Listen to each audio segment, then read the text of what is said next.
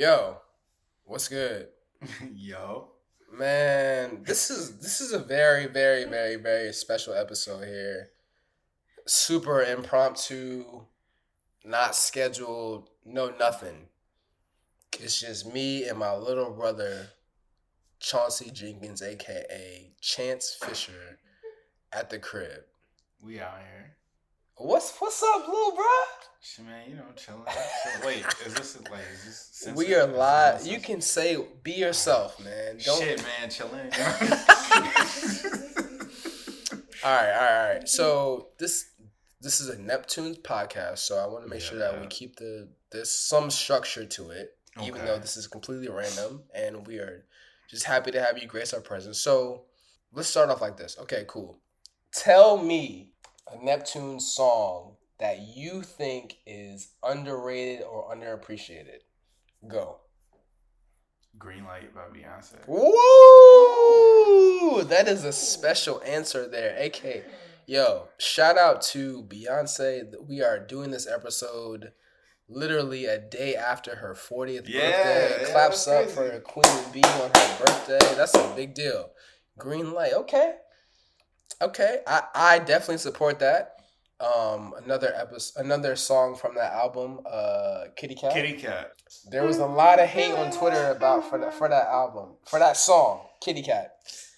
So we are recording this right now. Kia is in the background. There is a video that I have of Nakia singing and dancing the Kitty Cat that I might play this at our wedding or something. I don't know. Something's gonna happen that I want people to see this video for people to understand how in the moment she was.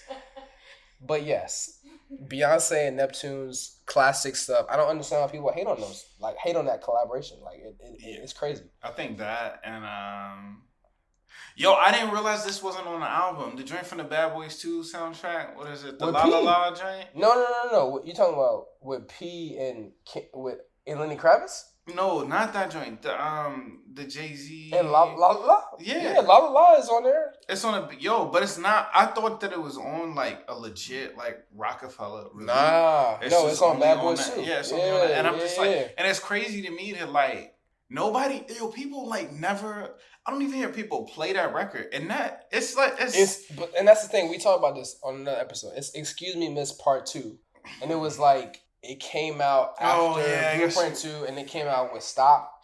Yeah, Swizzy joint. Yeah. In this joint, and it's like people didn't really understand because it was on Blueprint 2.1. Mm-hmm. So it came out afterwards, and I think it slept on. I mean, it's hard to say Jay-Z song slept on. It really is, because just like the way that it comes, forgetting to talk body language. I'll be all over mommy's like body language, pink diamond necklace, strawberry wrist, please excuse yourself. You're very sick, don't confuse me with Marbury. This bitch run up on me at the light, you can lose your like what? Yeah. Who was rapping like nobody was rapping Jay-Z. Like that? That's crazy. I never make the news again. My man shoots. What?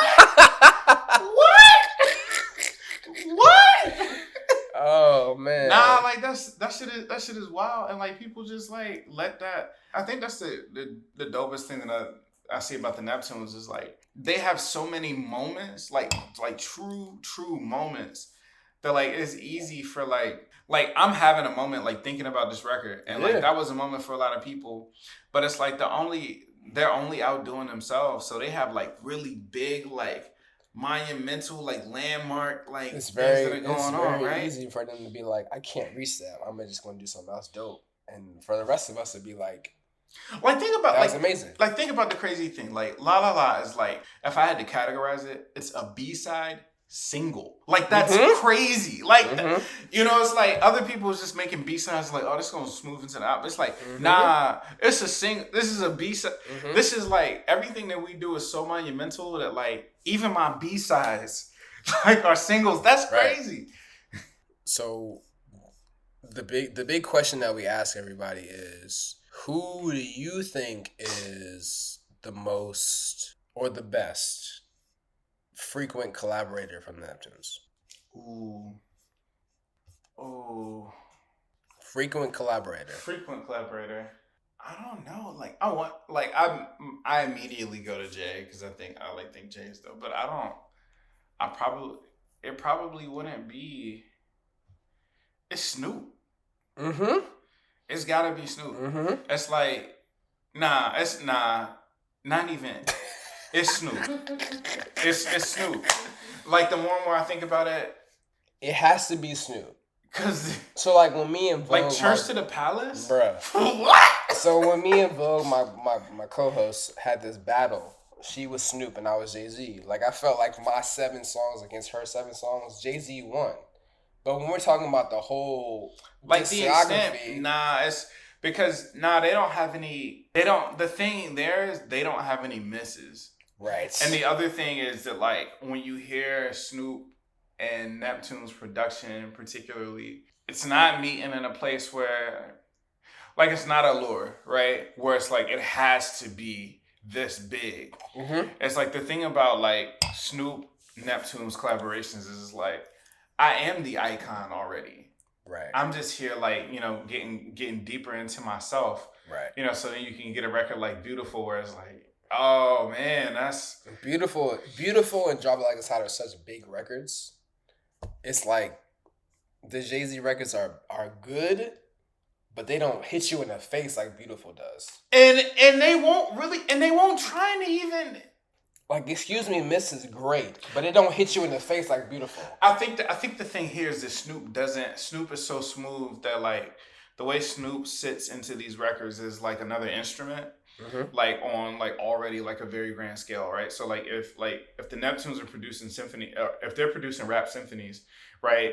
Like Snoop is a violin, like Jay-Z is percussion, and it's just like really really like coming out here, and it's like you got to get like these like I got these snares that's coming, and he's like killing it, right? But like Snoop like makes a full record, like if you feel something, it's got like a lot more soul there because it isn't the hey catch me front and center. It's like we gonna play the background, but it's so good that everybody who's drinking these little cocktails is gonna stop and turn around. It's like, damn, that band is fire as fuck. Like like that's what it feels like. So it just feels a little bit more like.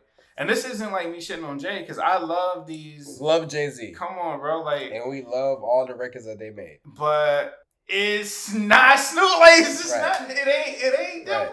And so I told Tinsley this the other day. Like, Gramps made the point. DJ RNS made the point about saying. Shout out DJ RNS. It's when it comes to Neptunes, it's Neptunes records that Jay made that you could hear Snoop on. But it's Neptune's records that they made for Snoop that you couldn't hear Jay-Z on sometimes. You know what I'm saying? Like, could you hear Jay on Let's Get Blown?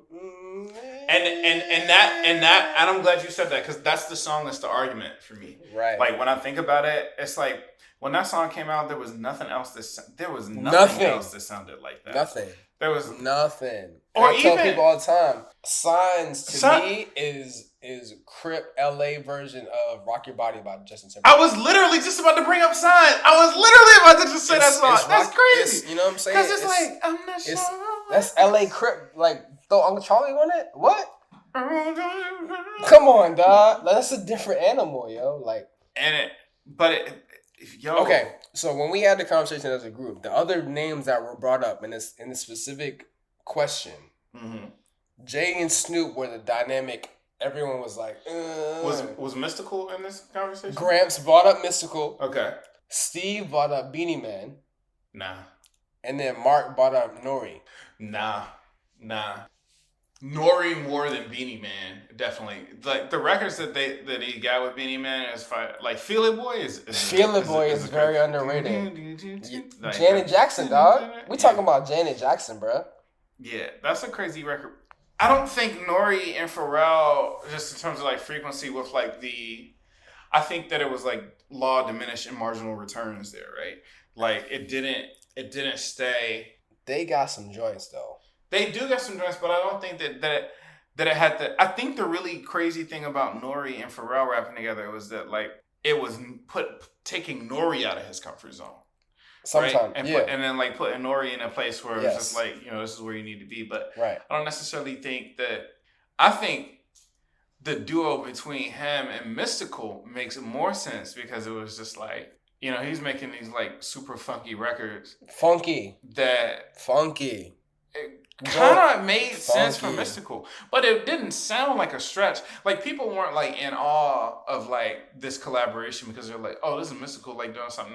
It was just like, no, this is the highest form of this person, right? And I think that's what like Mystical is the only other person that I think when I think about frequent collaborators that's like close to like the Snoop comparison. I think there because it's like you get the full impact of like these people as like.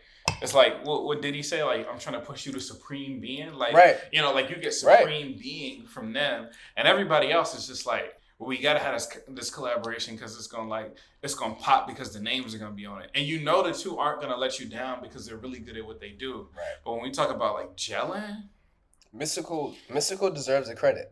Bouncing Back is actually like the better like example of this for me. Bouncing Back, okay. Obviously, everybody knows Shake Your Ass. Yeah. Bouncing Back, but I think people don't understand Jump.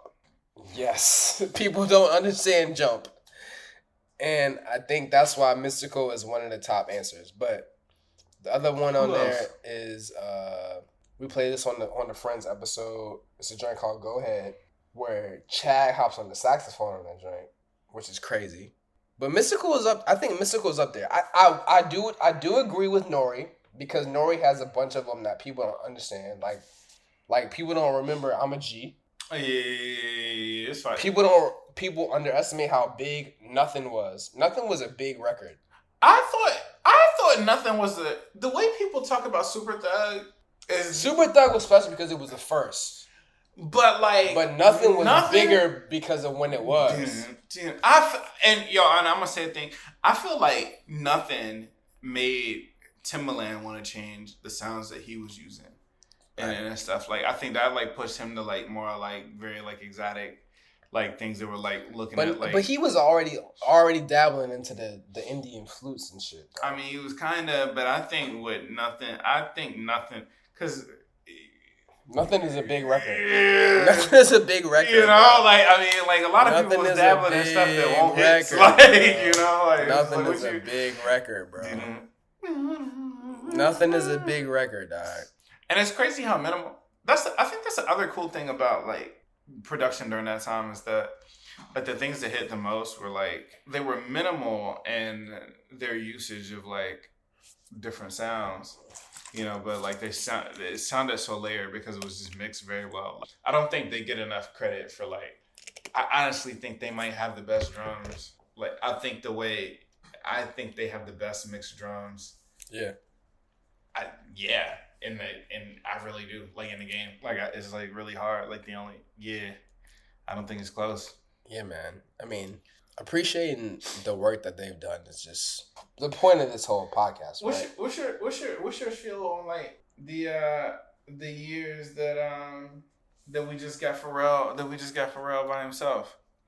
No Chad. Yeah. So like 13, 14, 15. Mm-hmm. I mean, the songs that stick out in that era are, to me, Frank Ocean's Sweet Life. You know what's crazy? I just played a show with Charlie Hunter the other night. He played guitar on that record. It was just super wild. It was nuts. And all the early D'Angelo stuff. That was super. Yeah, I mean, I think that era, the resurgence of P coming back on his own. Tyga first time and Tyga. What's the name of that joint? It's another Tyga song. I can't think of the name of it. It's another joint. Wiz Khalifa. It's a Wiz Khalifa joint that came out around that time too. Like, so Pharrell was getting it in when he came back and was like, "Yo, I'm trying to make sure that people know that we not gone. Like we here still." In addition to Blurred Lines, which is obviously like. Wait, we didn't talk about Justin Timberlake in Frequent Collaborators. I'm sorry, I had to. That's you. You didn't bring that up. I'm so sorry. You didn't bring that up. Right there. Wait, we was going in. We didn't talk about Justin Timberlake. I mean, we can talk about it. Let's talk about it. The conversation there is that we all love, as a people, as a movement, as a collaboration, love Justified. But we also have to forget that we cannot forget the fact that the Man in the Woods shit is not great. I can do better than this. I can do better than this. That's the best song on the whole thing. Yeah, you might be right, but the rest of it is just like, it's maybe like one other song that I kind of sort of tolerate on there, but I can't think of the name of it. But it's like, it's overall, it's not great. And that's, I don't know if it's because of the fact that... What's the best song on Justified? This is my let's have a conversation about it. The best song on Justified. I mean, I already know what it is. The best song on Justified. I just want to hear what you're going to say. I know what it is. The best song on Justified. Okay. Best song on Justified to me is Last Night. That's how I feel. It's Senorita, but Last Night is great. Last Night is great, but you know. See, I didn't want to say a single. Cause Senorita is great because it's Justin, Neptunes, Pharrell on the drums. Mm-hmm. But Last Night is also kind of the same thing, but it's not like... Justified is really good. It's really as a whole album, it's very good. It's a really good album. So you're not rocking with Man in the Woods. I'm just saying. I don't. So the song that I like, I can't even show the whole thing. I'm on a computer right now, and it's not even showing me the whole album. The whole the computer don't even like. The computer don't even like Man in the Woods. Okay, Midnight Summer Jam is the only song that I know. Look, Supplies is underrated, but those are the only two songs that I like. There's an Alina Barrage joint on there, right? Or is there? I don't know. Am I like bugging? I don't know. I might be thinking about. There's an Alicia Keys joint. I don't know, man. It's just. I felt like they tried. I felt like he was trying to do the most by going to this southern I'm in the Man in the Woods, and he wanted to get back with Pharrell because they missed out on his other two albums. But it just wanted to fit. It just I guess. All right, so like in terms of like pop Neptunes collaborations, like who do you think was the biggest pop success? So we had a pop episode. That was episode 5. Pop success other than Justin. You got to give love to Britney. Gwen Stefani did her thing. Wait, what did? Oh my God, I'm bugging. I'm very tired. A lot going on. This episode is random. We did not plan this. It's like 10 o'clock at night. Guys, just listen. We happen to have Chance Fischer and Chauncey Jenkins on the episode now. This is all love. Britney and the Neptunes? I'm bugging. I'm a slave? Oh shit! Oh shit! I'm a Slave, Boys Part 2, the co-ed remix. That was Yo, how did I forget that? So when you talking pop, that's where it starts for me. Gwen Stefani comes through with No Doubt, Hella Good. Then she got Holla Back Girl, Yummy, Wind It Up Girl. Okay, cool. So when me and Bo broke it down, we had a Pop Oranges episode that was all those other people. But then when you talking the second step of the pop episode is Miley. Ariana Grande. It gets deep in the pop trenches if you want to get into it. Mm-hmm.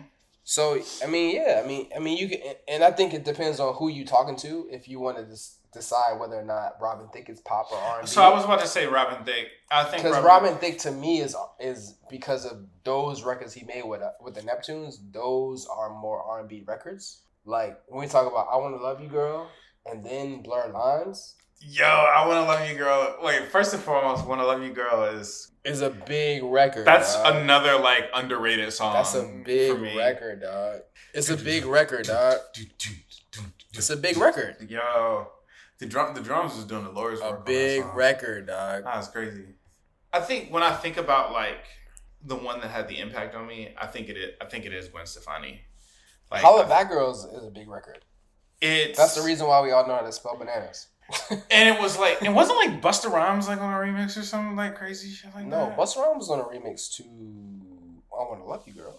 No, I think he's on a remix to Holla Back Girl. For real? Is he not? Hold up, nah. I don't know, dog. Busta Rhymes be on a lot of things, so he be everywhere. Fat Joe, Busta Rhymes, and Chingy. Like the most random on Holla Back Girl. What is that about? Like, what is that about? Why is Chingy on this song, first and foremost? And Fat Joe, I mean, all right, the only other person that's going to be on the record that's not Busta Rhymes is definitely Fat Joe, but like... Both of them is on some other shit. But why is Chingy here? Why? That's wild. It's Holla Back Girl. Like, Missy not on this record, like, nothing, you know what I'm saying? It's like, we had options. It's like when Holla Back Girl came out, it was like, so me and Tins recorded an episode. We talked about a bunch of stuff, but then we had him come on and talk about Slim Thug, already platinum. But Slim Thug is on that Luxurious remix for Gwen Stefani. It's fire. She had Ojan with Eve. But I think that makes a lot more sense. First and foremost, Slim Thug was... We talked about that.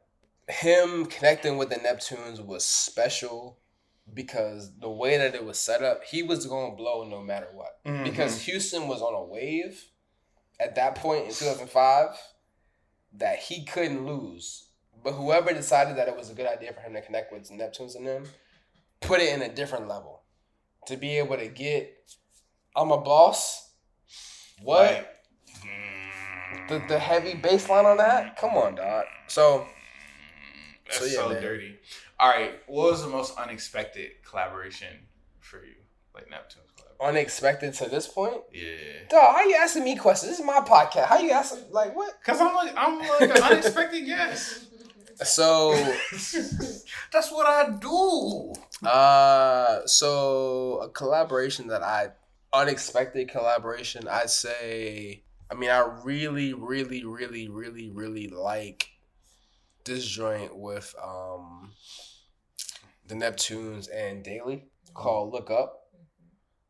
I ain't even heard that. See, that's what this show is all about. We about to put people on, yo. All right, bro. Let's wrap it up, yo. I'm glad that we able to have this conversation, yo. Just to catch up, yo. It's good to see you, man. It's good to be in your presence, man. It's been a long time, dog. Whole time. It's been a whole time. Yeah, man. So if you guys don't understand what's going on right here, one of the best rappers in the state of Virginia, Mr. Chance Fischer. Also go visit him at the... Oh yeah. The spot we got, this cool little spot called Common House. Common House. You know, we number 2 in Richmond. So far, the only spot that I think is in a capital city, which is fire. But yeah. Okay, I'll put you on the spot to wrap it up.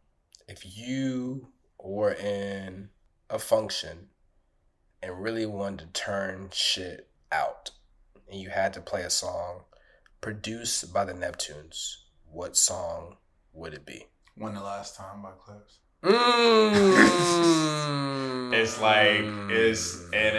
It's just one of those joints. I think it's another another underrated record, but when you hear it, when the last time you heard it like this? But the way it starts like the end of the world, like